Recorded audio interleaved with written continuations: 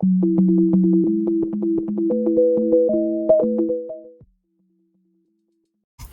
had a call with a client and it went really well and it feels like a good match. And so you send them a proposal and then they don't reply.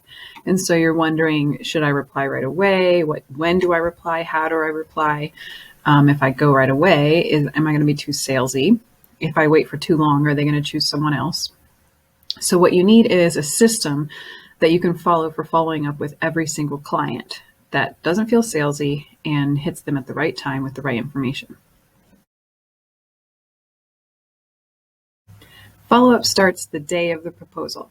So with your proposal, you need 3 elements. The first one is a video. Every proposal should include a video because it helps explain any elements of the quote that might be confusing. That way you don't have a client or a prospect who is hesitating because they have a question about the quote and just don't have time to ask or don't feel like asking. The second element is something that's just helpful, some sort of helpful information that relates to the conversation that you've had with them. So maybe it's a link to a podcast or it's a recipe. It doesn't even necessarily need to relate to your services, but it shows that you're invested in the relationship and that you're thinking about the conversation and thinking about them as a person and not just someone you're selling to. The third is a nod to your brand. So it should have something about the process that you go through with onboarding, or maybe it's something about your values. But the point of having something that includes a nod to your brand, like your logos and your colors too, is that it helps remind your clients that you're a good match. It helps show them that everything that they've seen so far about you matches what they're seeing now, and that all of those elements fit with who they are. The day after your proposal should probably start including some automatic elements. The reason for that is that your system should be something like a machine with the human on top. The machine portion of it makes sure that every single client receives the same things every time, that you're following up in the same way for every client. But the human on top is because people buy from humans. We buy because we connect with you, not just because you do things on time. So on day 2, your email could have something about your, like a concern. So let's say that you tend to hear often, so what if I transfer all my stuff to you and then you get hit by a bus or something, which legitimately is one of the concerns for one of our clients. So you want to write up a blog post about that, and then you would send an email and say, hey, Jeff, a lot of our clients or our prospects tend to have this concern. So we've written up this blog post. Check it out if you're worried about that too. And then you send a link to the blog post. For day 3, you're going to use something with your process.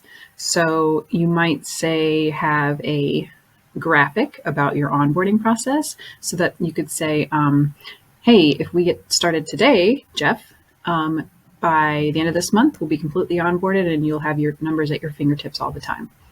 It could be something about the plan. So let's say usually you start with some sort of course first and then take clients through, a bookkeeping for a couple months, and then you add on more strategy sessions. You could have some sort of graphic about that. But the point is that starting at day 2, start including some automation with using your CRM or using MailChimp or some sort of way that you can reliably send these emails out without having to push the button yourself. Early on in the proposal process, your contact with your prospect is about once a day, and that helps kind of provide a comfort and security daily communication. But as you get farther away from the proposal, you want to start moving into contacting them about once a week, and then eventually you're going to go into about once a month. So after day 3, you're going to move to day 7. And on day 7, you'll want to send them something about another client, like a little mini case study or just even a quote. So what you might say is, hey, Jeff, I was just thinking about you because company X, I was working with company X and they have the same problem as you. They had their wife doing their bookkeeping and they had to move away from that. And so Jeff, company X's Jeff says this about working with us and how that improved their systems and helped them save tons of money and rule the world. Then day 14, you would move into something that's going to be another helpful information thing. So what you might do is send them, let's say their wife is doing the bookkeeping. You might send them like a cash flow template or something like that you know is going to get them one step closer to where they need to be, even if it's not where they do need to actually be with you. When you're 2 weeks past the proposal and you've still not gotten a reply, now you're going to start thinking maybe they aren't ready. So day 21 is a good time to ask if they want to just get monthly updates. And by day 30, you want to go ahead and say, hey, I'm going to presume it's a no for now, but we're around whenever you need us.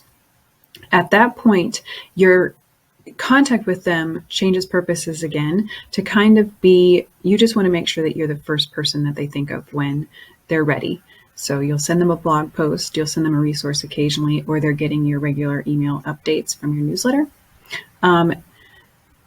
But then you're also going to move into, as you finish up this follow-up process with every client, you want to start evaluating what went wrong with the process. So was this client actually someone that was a good match, or was that person not actually a good match? Or was there something about your process that made things slow down? What type of clients are signing right away? What types of clients are signing later? That evaluation point is an important part of the process. If you need to learn more about the process, or if you want to learn more about how to identify your ideal clients and how to follow up with your ideal clients, we're starting a new accelerator session soon, and join us there.